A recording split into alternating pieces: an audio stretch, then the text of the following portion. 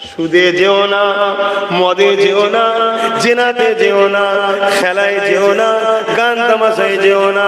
তোমাদেরকে খেলা ধরিয়ে জান্নাতকে কেড়ে নিচ্ছে, খেলার নামে নিয়েছে অর্ধ উলঙ্গ নারীর নাচ দেখাচ্ছে, চোখের জেনা করাচ্ছে, কানের জেনা করাচ্ছে, দিলের জেনা করাচ্ছে, পায়ের জেনা করাচ্ছে। জেনাকারী কখনো জান্নাত যেতে পারবে না। এই তোমরা তওবা করে নাও, সময় এখনো রয়েছে, ফিরে আসো। এই দুনিয়ায় আজকে দিনে যারা বুঝে আছে, উদ্বা আছে, সাইবা জাবুল আবাজে, তারা আমাকে রুখতে পারবে না, কারণ আমি একটা বড় পরিবারের সন্তান। আমাকে টাচ করলে অনেক বড় ক্ষতি হয়ে যাবে। তাই তোমাদেরকে তারা আজকে হুমকি দেয়, খবরদার মাহফিলে যাবি না, খবরদার আব্বাসকে আনবি না, অন্য জায়গায় খুশি যায় ওকে আনবি না। কেননা মদের বিরুদ্ধে বলে, সুদের বিরুদ্ধে বলে, ঘুষের বিরুদ্ধে বলে, এমন করে গরিবকে লোটে যারা তাদের বিরুদ্ধে বলে, সন্ত্রাসের বিরুদ্ধে বলে, দেশদ্রোহীদের বিরুদ্ধে বলে, নবী প্রেমিকদের বিরুদ্ধে যারা করে তাদের বিরুদ্ধে বলে। আল্লাহ নবীর ঘর মসজিদকে যারা, আল্লাহর ঘর মসজিদকে যারা মিটাতে চায় তাদের বিরুদ্ধে বলে, মাদ্রাসাকে যারা মিটাতে চায় তাদের বিরুদ্ধে বলে। ওকে আনা যাবে না, যাবে না, যাবে না। প্রত্যেকটা নবী আলাইহিস সালামের একটা বড় অংশ বিরোধী ছিল। সত্য না মিথ্যা? ছোট অংশ নয়, বড় অংশ। এমনকি নবীদের ঘরে অর্ধেক জমিনে পুঁতে দিয়ে করাত দিয়ে চিড়ে পর্যন্ত দিয়েছে। তার উম্মতরা তারা করেছে মেরে ফেলবে বলে, জান বাঁচাবার জন্য নবী ছুটছে। ছুটে ছুটে যে একটা গাছকে বলেছে আমাকে একটু আশ্রয় দে, গাছ আল্লাহর হুকুমে ছিঁড়ে গেছে, ঢুকে গেছে। জামার একটা খোঁট আল্লাহই বার করে রেখেছে। আমাদেরকে শিক্ষা দেবে, ওই খোঁট থেকে বুঝতে পেরে যে এর মধ্যে আছে। গাছ সমেত নবীকে ছিঁড়ছে, আর আল্লাহ বলছে যদি একবার উহ বলেছিস তোর নবুয়াত করে নেব। কেন তুই গাছের কাছে আশ্রয় চাইলি, কেন আমার কাছে না? তাহলে নবী কি ভুল করেছে? নাউজুবিল্লাহ, নবীদের ভুল নয়, এটা হচ্ছে স্লিপ অফ টাং, মিস্টেক হয়ে গেছে। মিস্টেকের জন্য যদি এত শাস্তি হয়, শাস্তি বলবো না, আমাদেরকে পরীক্ষার জন্য আল্লাহ করলেন, তাহলে আমাদের কি দশা হবে ভেবে দেখেছেন? আমরা জেনে বুঝে আল্লাহ বিরোধী করি, জেনে বুঝে মসজিদের বিরোধী করি, জেনে বুঝে রাসূলের বিরোধী করি, জেনে বুঝে কোরআনের বিরোধী করি, জেনে বুঝে সুন্নতে রাসূলকে মিটাতে চাই, জেনে বুঝে মাদ্রাসাকে ধ্বংস করছি, জেনে বুঝে খানদানে রাসূলের সঙ্গে দুশমনি তৈরি করছি, জেনে বুঝে। আল্লাহ আমাদের কি করবে ভাবতে পারছেন একবার? আপনি ভাবছেন দুনিয়ায় মস্তানি করে পার হয়ে যাচ্ছে, ওখানেও মস্তানি করবো নাকি? হ্যাঁ, একটা সিরাকে শুধু যদি বলে তুই বসে যা, ওর যন্ত্রণায় কই মাছের মতো লাভ কি? অতএব বাপ বুঝার চেষ্টা করে, সব দাদা ঠান্ডা হয়ে যাবে। আরে আব্বাস কত বড় দাদা, এর থেকে কত বড় বড় ষাঁড়কে আল্লাহ জব্দ করে দিয়েছে জানেন? হ্যাঁ, টাইসন নাম ছিল, চলন্ত ট্রেনকে দাঁড় করিয়ে দিতে এত শক্তি আল্লাহ দিয়েছিল। সে কোথায় বেটা? সব ঠান্ডা করে দিয়েছে আল্লাহ, সব ঠান্ডা করে দিয়েছে। দাঁতে করে গাড়ি, বড় বড় ফুল পাঞ্জাব গাড়ি, বড় বড় লরিকে দাঁতে করে দড়ি বেঁধেছে, গাড়ি সেটা দাঁতে করে দড়ি ধরে করে নিয়ে চলে যাবে। এত বড় বড় পালোয়ান সব ঠান্ডা করে দিয়েছে আল্লাহ। জানেন না হিটলার কি বড় দাদা, গ্যাসের শুধু চেম্বারের মধ্যে ঢুকিয়ে 50 লক্ষ কম বেশি ইহুদিকে গ্যাসের চেম্বারে ঢুকিয়ে মেরে দিয়েছে। সব দাদা ঠান্ডা। কিছুদিন আগে আমরা সবাই নাম চিনি, দাদার নাম ছিল বুশ। কি নাম? বুশ। কি বড় দাদা, কি বড় বড় বাতমি ইসলামের বিরুদ্ধে, কোরআনের বিরুদ্ধে, শরিয়তের বিরুদ্ধে, আল্লাহ ওয়ালাদের বিরুদ্ধে, সব ঠান্ডা। কথা বুঝে আসছে না? আমরা যদি আমাদের জমিনের দিকে তাকাই, এই জমিনে একটা সময় কত বড় বড় দাদারা কত মস্তানি করেছে, সব ঠান্ডা করে দিচ্ছে আল্লাহ। তাই কিছু কথা বলছি, নিয়ে সেই অনুযায়ী নত হয়ে চলার চেষ্টা করেন। দুদিনের দুনিয়ায় যতটুকু প্রয়োজন করতে হবে, কিন্তু বেশি আশাআশি করা ভালো নয়। তাহলে এইটা জায়গা তো, এই তো কথা বুঝছেন না? সবাই তো আসবে, বাবারে ছেলেটা চলে গেল, চ বাবা একটু জানাজা পড়ি।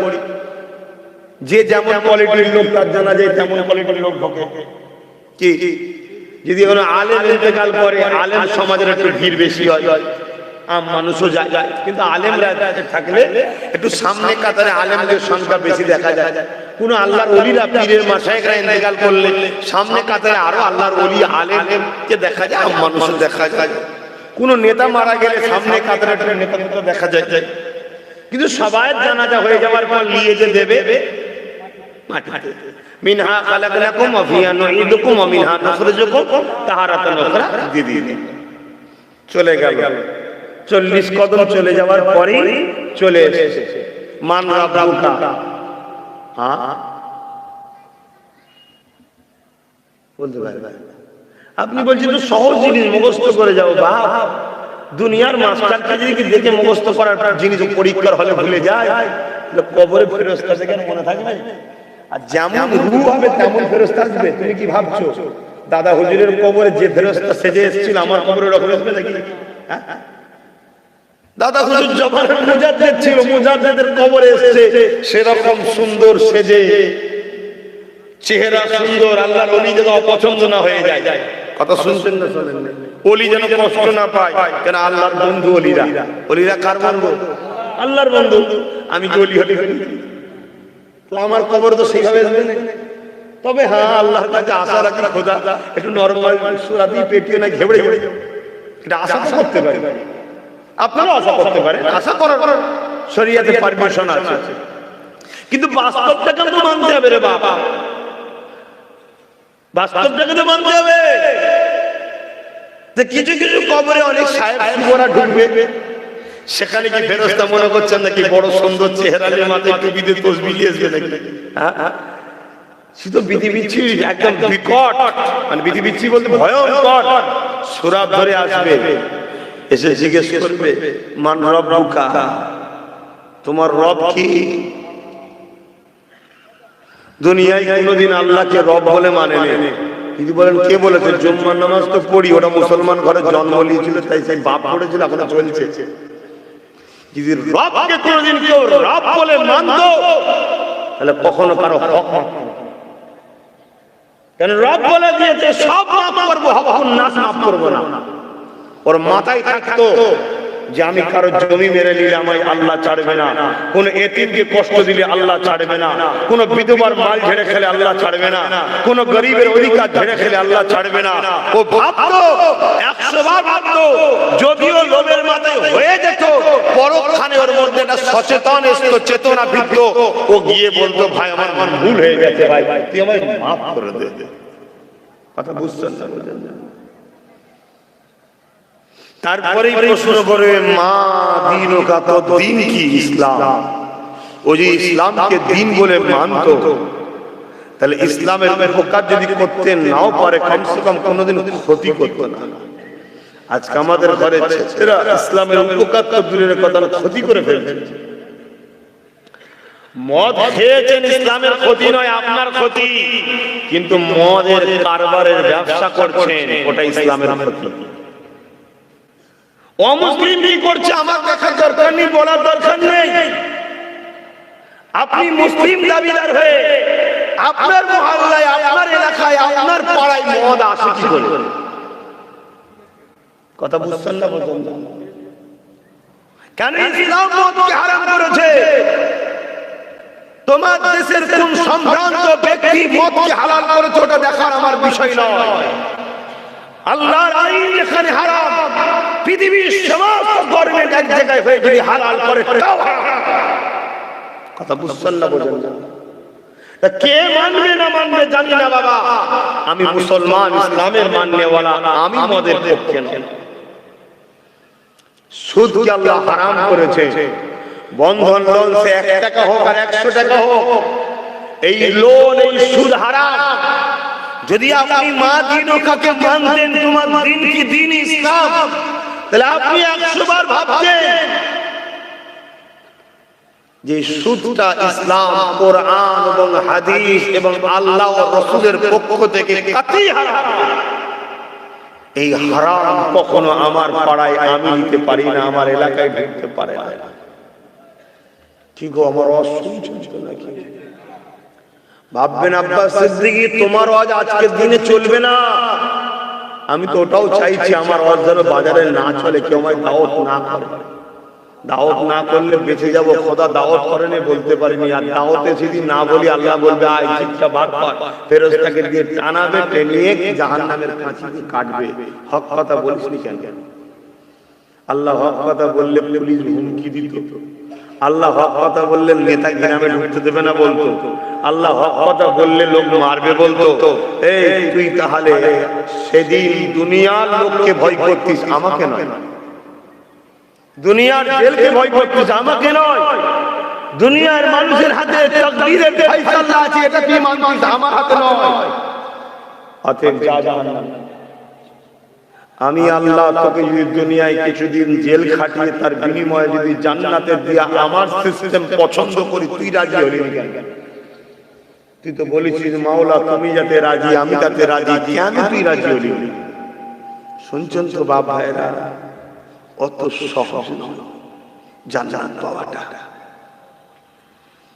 অত সহজ নয়। দুনিয়ায় অনেক জায়গা আছে অফার দেয়, বিভিন্ন রকম অফার দেয়, সহজ সহজ অফার দেয়। এদিকে আসো সহজে জান্নাত পাবে, এদিকে আসো সহজে জান্নাত পাবে। অফার অনেক রয়েছে অনেক দিকে, যার যেদিকে খুশি যেতে পারে। চাপাচাপি করা ইসলাম শিক্ষা দেয়নি।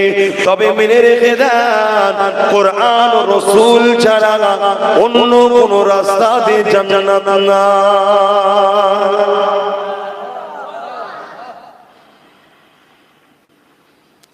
আল্লাহ নবী যখন মায়ের পক্ষে মানুষকে ডাক দিয়েছিল, দুনিয়ার মানুষ শোনো, এক আল্লাহকে মেনে নাও, আমাকে রাসূল বলে মেনে নাও। এ দুনিয়ার মানুষ শোনো, এক আল্লাহকে আল্লাহ বলে মেনে নাও, আমাকে রাসূল বলে মেনে নাও। দুনিয়ার গরিবের উপরে জুলুম করো না, দুনিয়ার নারীগুলোকে জেন্তু জেন্তু পুঁতে দিও না, তাদের দেহগুলোকে শোষণের জিনিস মনে করো না, তাদের সম্মান মর্যাদা আছে তাদেরকে বাঁচতে দাও। মা বাপের উপরে জুলুম করো না, গরিবের উপরে অত্যাচার করো না, পরের মালকে নিজের মাল বলে ভক্ষণ করো না, হারাম ইনকাম করো না। এমন করে তোমরা সুদের ব্যবসা করো না, সুদ ইনকাম করো না।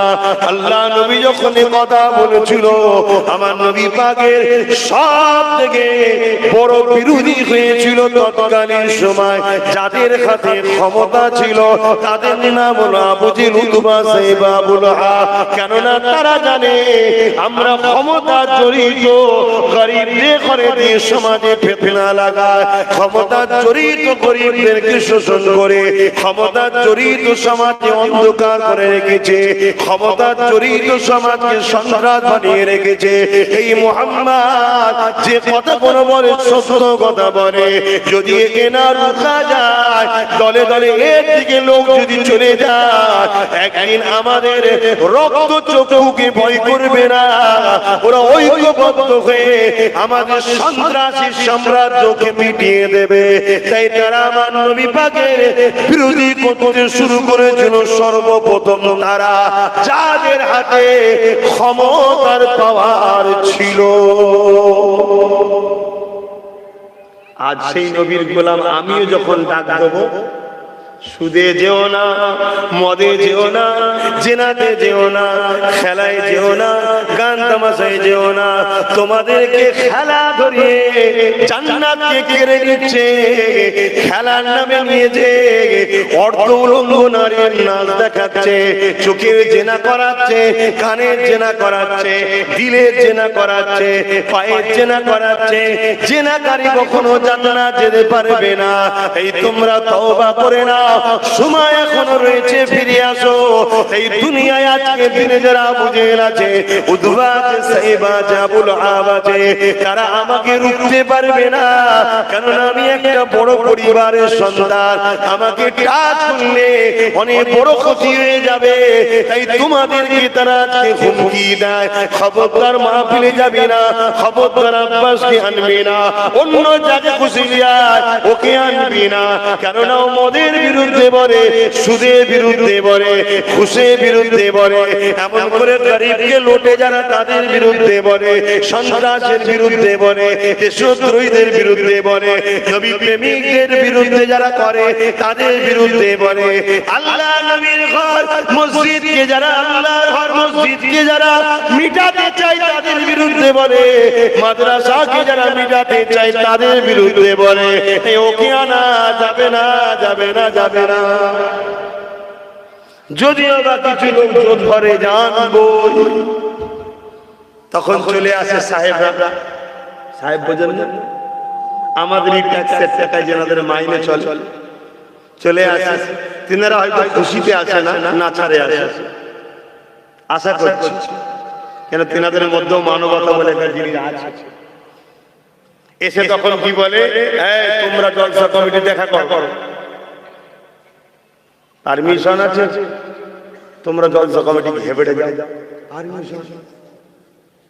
আজকে শোনো, ধর্ম করতে গিয়ে এই দেশে যদি পারমিশন কেউ চাই, সে সবচেয়ে বড় ধর্ম বিরোধী, দেশ বিরোধী। কেন ধর্ম করতে গেলে পারমিশন লাগে না, শুনছেন না? এটা দেশ আমাকে অধিকার দিয়ে রেখেছে। হ্যাঁ, জানাতে হয়। কেন জানাতে হয়?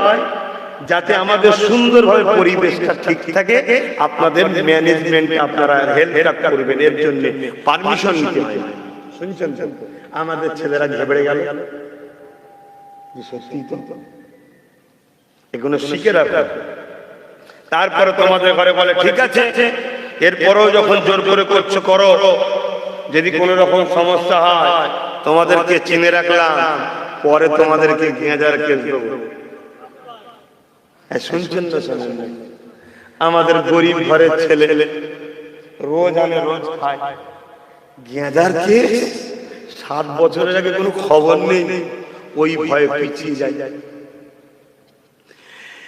এই যুবকেরা, এটা আজকে নতুন নয়, শুধু সিস্টেমটা চেঞ্জ হয়েছে, আপডেট আলাদা করে দিয়েছে। এটা আজকে নতুন নয়। আবু জেহেল সেদিন বলেছিল, মুহাম্মাদের মাহফিলে যারা যাবে, মুহাম্মাদকে যারা লালন করে মানবে, মুহাম্মাদের গায়ে যারা যাবে, তাদেরকে জানে মেরে দেওয়া হবে, তাদেরকে জানে কতল করে দেওয়া হবে। আজকে তো তোমাকে গেঁজার কেস দিয়ে জেলে রাখবে বলে, আর আবু জেহেল বলেছিল পাওয়ারের জোরে তাদেরকে কতল করে দেওয়া হবে।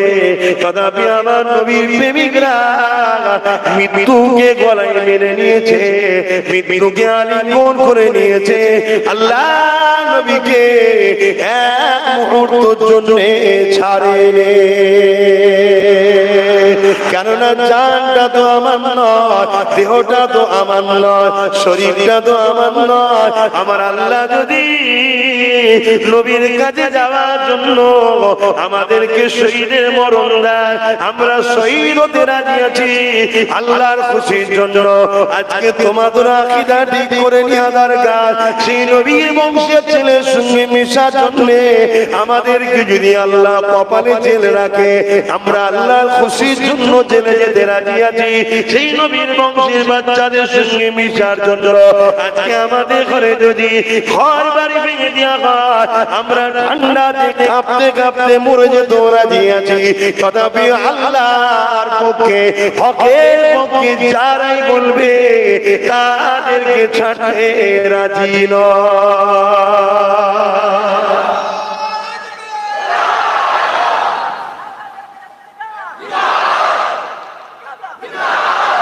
আজকে এটা নতুন নয় রে বাবা,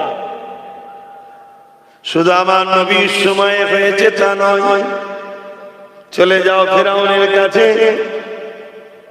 ফেরাউন আইন করেছিল মুসা কালিমুল্লাহকে এবং তার সঙ্গী সাথীদিগকে দেশাত্যাগ করতে হবে।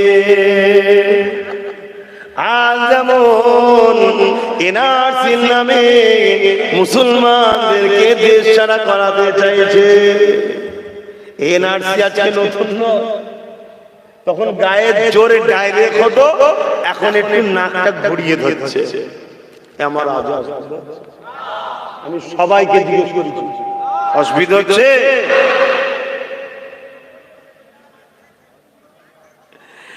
এ যুবকেরা, দুদিন আগের পরে কবরে সবাইকে যেতে হবে, তবে আইনাও শুনে রেখে দাও, কবরে কি তুমি যাবে তারও কোনো গ্যারান্টি নাই। কারণ আল্লাহ তোমার আমাদের ইজ্জতের সঙ্গে মরণ দেবে কি তাও জানি না, কোথায় যে কিভাবে মরণ হবে তাও জানা না। হয়তো দেখা যাবে জড়িয়ে পলিথিনে করে ডাস্টবিনে ফেলে দিল, হয়তো দেখা যাবে জড়িয়ে পলিথিনে করে পানিতে ফেলে দিল, হয়তো জড়িয়ে পলিথিনে পুড়িয়ে দিল, কোনো গ্যারান্টি নাই। নিজের নসিবের উপরে ভরসা রাখো, আল্লাহকে ভয় করো, আল্লাহকে সাহায্য চাও। দুদিনের দুনিয়ার ময়দানে জড়িয়ে খবরদার ইসলাম বিরোধী দলের সঙ্গে মিশে যেও না। যারা নবীর গোলামদের বিরোধী করে তাদের থেকে মুখ ফিরিয়ে নাও, যারা নবীর ইসলামের বিরোধী করে তাদের থেকে মুখ ফিরিয়ে নাও। সে নামে যদি মুসলমান হয় তার থেকে মুখ ফিরিয়ে নাও, সে যদি মুফতি দাবিদার হয় তার থেকেও মুখ ফিরিয়ে নাও, সে যদি পীরজাদা দাবিদার হয় তার থেকেও মুখ ফিরিয়ে নাও। কারণ আমাদের মাকসাদ হবে আল্লাহ নবী রেখে যাওয়া যে ইসলাম আমার মুজাদ্দিদুজ্জামান বাংলার মানুষকে দিয়ে গেছে, সেই অনুযায়ী আমাদের জীবনটা করতে হবে। এই যুবকেরা, ব্যবসা করো ইসলামে হালাল, ইসলাম অনুযায়ী করো, কারবার করো ইসলামে হালাল, ইসলাম অনুযায়ী করো, সবটাই করতে হবে। ইসলামে হালাল যেগুলো আছে ইসলাম অনুযায়ী করতে হবে। এমন করে মানুষকে জুলুম করে নয়, মানুষকে ঠকিয়ে নয়, মানুষকে ধোঁকা দিয়ে নয়, মানুষকে প্রতারণা করে নয়। কিন্তু তুমি চোখে দেখছো ধোঁকা না দিলে লাভবান হওয়া যাবে না, তুমি চোখে দেখছো ধোঁকা না দিলে বড় হওয়া যাবে না। কিন্তু না, তোমার চোখে দেখাটা ভুল হচ্ছে, তুমি ধোঁকা দিলে যাকে ঠকালে সে ঠকলো না, মূলত তুমি ঠকলে। কেননা সে তোমাকে বিশ্বাস করেছিল, তুমি বিশ্বাসের উপযুক্ত নয় এটাই প্রমাণ দিলে। মাইকের আওয়াজে বুঝছেন তো নাকি? যদি আপনি কাউকে কোনো কথা, ধরুন আমি আমার কথা বলছি, আমি আপনাদের বিশ্বাস করি, ভালোবাসো, সবাই বলছেন ভালোবাসি, হাত তোলো, সবাই হাত তুলছেন, আমি বিশ্বাস করে আপনাদের ঘরে বললাম বাবা এই কাজটা করবি, আপনারা সবাই বললেন করবো, আপনাদের মধ্যে অনেকে করবো। আমি কিন্তু ইসলাম বিরোধী কোনো কথা বলিনি, ইসলামের পক্ষেই কথা বলেছি। মসজিদ মাদ্রাসার দিন গরিব মুসলমানের স্বার্থে অন্য ধর্মের গরিবদের জন্য হয়তো কোনো কথা বলেছি, আপনারা কিন্তু বললেন করবো।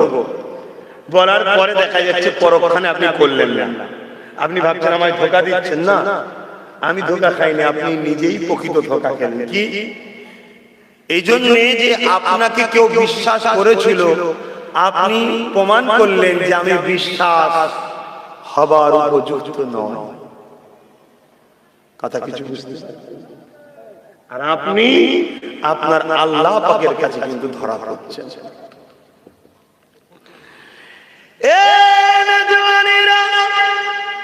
হকের পক্ষে থাকলে আজকে যে জুলুম তা নয়, ন্যায়ের পক্ষে থাকলে আজকে যে জুলুম তা নয়, ইসলামের বিরুদ্ধে মিথ্যা প্রচার আজকে নতুন যেটা তা নয়, মাদ্রাসার বিরোধী ষড়যন্ত্র আজকে নতুন যেটা তা নয়, মসজিদের বিরুদ্ধে ষড়যন্ত্র আজকে নতুন এটা তা নয়। এ যুবকেরা, তরুণেরা, এ নবী পাকের প্রেমিকেরা, ইতিহাস খুলে দেখলাম আল্লাহ নবী নূহ নবী দয়া নবীর পক্ষে থাকার জন্য একটা হাবশী দেশের যুবক নাম দিলেন বেলাল। ওই বেলালকে দেখা যায় তৎকালীন সময়ে যাদের হাতে ক্ষমতা ছিল, পাওয়ার ছিল, তারা কি বলেছিল, এ বেলাল রে, তোমাকে আমরা খরিদ করেছি, তুমি আমাদের খাও, আমাদের বাড়ি থাকো। আর আজকে কি বলে, তুমি আমার থেকে প্রকল্প নিয়েছো, আমার থেকে সহযোগিতা নিয়েছো। সেদিন আর আজকে দিনের মধ্যে পার্থক্য কোথায়? কিন্তু মনে রাখবে, কেউ কাউকে কিছুই দেয় না, সবকিছুর মালিক একজন, তিনি হলেন আল্লাহ। তোমার কিসমতে যতটুকু রেখেছে কারো না কারো বাহানাতে তোমার কাছে পৌঁছে যায়। আজকে আমার দেশ থেকে যদি আমরা কিছু পাই, মনে রাখবেন ওটা একটা কেউ আমাদের উপরে দয়া করে নে গো। আমার দেশের নাগরিকেরা যিনি যখন কেনে ওর একটা ট্যাক্স দেয়, ওই ট্যাক্সের টাকা দেশবাসী পায়। তুমিও ট্যাক্স দিয়েছো, আমিও ট্যাক্স দিয়েছি, সবাই দিয়েছি। এই যুবক সেদিন বিলাল হুজুরকে নিয়ে গিয়ে এমন করে মক্কার বাজারেতে সবার সামনে গলায় বেড়ি দিয়ে, কোমরে বেড়ি দিয়ে টেনে টেনে খিসড়ে নিয়ে যে মক্কার বাজারে ভিড় জমা করে দিয়ে হযরত বিলালের ঠোঁটে মুখে ররম রডকে ছায়া দিতে লেগেছে। এই সময় দেখা যায় এই ছাকা দিতে লেগেছে, তথাপিও বিলাল জবাব দিয়ে একটাই কথা বলেছে, এই দুনিয়ার জালিমরা শোনো, যতই জুলুম করো না কেন, আল্লাহ আল্লাহ নবী হককে আমরা ছাড়বো না। দুনিয়া সেদিন সবাইকে আবু জেহেল উতবা সাইবা আবু লাহাব যাদের পাওয়ার ছিল, তারা তখন বলেছিল এলাকার মানুষেরা মুহাম্মাদের দিকে গেলে, হকের দিকে গেলে আমাদের দল ছেড়ে দিয়ে গেলে এইরকম শাস্তিটা দিয়ে হবে দেখলে। এই সবার সামনে জুলুম করেছিল, যাদের দেখার পরে মানুষ ঘাবড়ে যায়। কিন্তু অবাক বিষয়, এত জুলুম করার পরও যারা গোল হয়ে দাঁড়িয়ে দাঁড়িয়ে দেখছিল, তাদের হৃদয়ের মধ্যে জাগতে লেগেছে হারাম মুহাম্মাদের মধ্যে কি আছে, হারাম আল্লাহর কোরআনের মধ্যে কি আছে, হারাম সত্যের মধ্যে, হকের মধ্যে, ইসলামের মধ্যে কি আছে। এত জুলুম করার পরও বিলাল কেন আল্লাহ ছাড়ছে না, বিলাল কেন রাসূল ছাড়ছে না, বিলাল কেন হক ছাড়ছে না, বিলাল কেন মুহাম্মাদের দল ছাড়ছে না। তাদের হৃদয়ে ভয়ের জায়গায় উল্টো জিনিসটা ঢুকে গেল। বিলালের এই সহ্য ক্ষমতা দেখে দলে দলে দলে দলে যারা কুফরির মধ্যে ছিল, বাতিলের মধ্যে ছিল, তারা আল্লাহ নবীর দলে প্রবেশ করতে লেগেছে।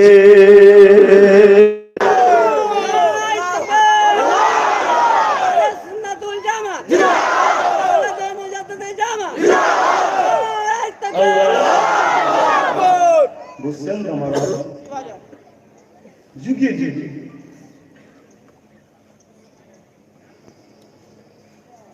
আজকে নতুন নয় যে জুলুম,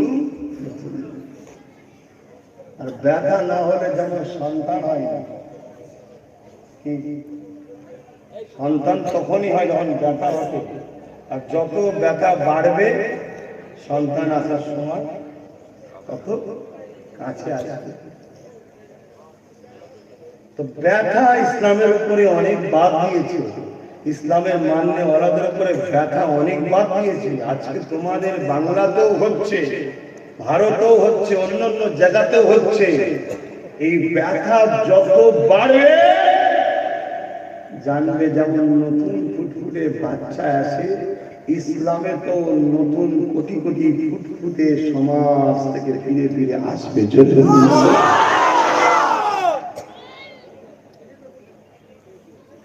তাই প্রকাশ্য ইসলামের দুশমনরা নতুন একটা প্রকল্প চালু করেছে, এটা আগেও ছিল, এখন সেই প্রকল্পটাকে আবার কাজে লাগাচ্ছে। সেই প্রকল্পটার নাম হচ্ছে মুনাফিকি প্রকল্প।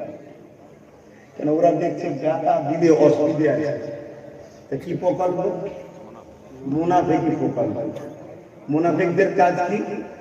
ব্যথা দেয় না, আদর দেয়, গায়ে মাথে হাত বুলিয়ে, যেটা দ্বারা আমরা নবী আল্লাহ হকের সঙ্গে জুড়ে থাকি, ইমান, ওই ইমানটাকে ঠিক করে বার করে দেয়। কথা কিছু বুঝতে পারছেন? এই প্রকল্পটার নাম কি? এই প্রকল্পটার নাম কি? মুনাফিক প্রকল্প। বুঝতে পারছেন না? এদেরকে দেখে পুরো আলেমের মতো লাগে, এদেরকে দেখে পুরো হযরত জি, হুজুর জি, আমির জি, সরদার জি লাগে। এরা ইসলামের বক্তা নামে সমাজে বেরিয়ে পড়ে, এরা ইসলামের বক্তা নামে সমাজে ওয়াজ করে। এরা কখনো সুদের বিরুদ্ধে বলবে না, ঘুষের বিরুদ্ধে বলবে না, পনির বিরুদ্ধে বলবে না, জুলুমের বিরুদ্ধে বলবে না, সন্ত্রাসের বিরুদ্ধে বলবে না, দেশদ্রোহীদের বিরুদ্ধে বলবে না, গরিবের উন্নতির বিষয়ে ভাববে না। এরা শুধু সমাজে একটাই কথা বলবে, আল্লাহর ওলিদের কাছে যাওয়া যাবে না। শুনছেন নাকি? এ প্রকল্প বাজারে চলছে এখন। কেন? চাপ দিলেই দেখেছে উল্টো হয়ে যাচ্ছে। কি যত চাপ দেয় তত ভক্ত বেড়ে যায়। এত মার মেরেছে আমার ভালোবাসার মানুষগুলোকে, আমার থেকে সরাতে পেরেছে। এক কথা বলে সরাতে পেরেছে, বুঝুন আরো মজবুত হয়ে গেছে। কিছু সময়ের জন্য হয়তো আমার নবীর বাণী অনুযায়ী আমার কাছে যারাই বলেছিল তাদেরকে বলেছিলাম, কেন রসুলকে সাহাবাদেরকে যখন প্রথম সময় তৎকালীন সময় সন্ত্রাসরা মারতো, আল্লাহ নবী সাহাবাদেরকে বলেছিলেন বাবা একটু সবর করো, চুপ হয়ে যাও, নিজের জায়গায় থাকো। সেই নবীর গোলাম আমি। আজকের দিনে সন্ত্রাসগুলো যখন আমার ভালোবাসার মানুষগুলোকে মারছিল, আমিও তাদেরকে বলেছি একটু সবর করো, চুপ হয়ে যাও। কিন্তু একটা সরাতে পারে না। আলহামদুলিল্লাহ, তুমি হয়তো আবেগে আছো, যেই তমক জায়গায় এই করি, চমক জায়গায় করিয়েছি, তুমি ওর দিলকে প্রশ্ন করে দেখো, দিল বলছে এখনো নবীর গোলাম আব্বাস সিদ্দিকীর দিকেই আছি।